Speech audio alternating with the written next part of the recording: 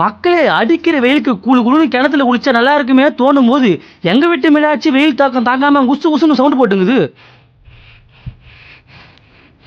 மக்களே 6 உள்ள மனுஷங்க நம்மளாலே தாங்க முடியல. 5 ஜீவம் இதெல்லாம் எப்படி தாங்க முடியும்? அதனால எங்க வீட்டு மீனாட்சி நீ குளிப்பாட்டலாம் என்ன பண்ண ஸ்ட்ரெயிட்டா போய் ஓஸ் எடுத்து சுமாரா வேற லெவலில் போட்டு பழக போட்ட மக்களே.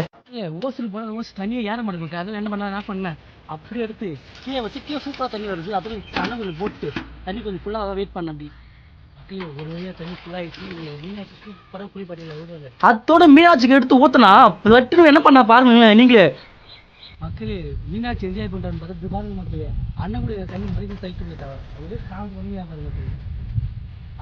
மறுபடியும் தண்ணி பிடிச்சி எங்கள் மீனாட்சிக்கு ஊற்ற சொல்ல எங்கள் மீனாட்சி ஒரே புதுகலமாக எப்படி ஜாலியாக இருக்கா. இங்கே பாருங்களேன் மூஞ்சி மேலே ஊற்ற செம்ம குழு குழு சூப்பராக இருக்கிறா. மக்களே இந்த 5 ஜீவலுக்கு ஊற்ற சொல்ல அது எவ்வளோ சந்தோஷமாக இருக்குது. உங்களுக்கு மாடு பிடிச்சி தான் மறக்காம சொல்லணுங்க.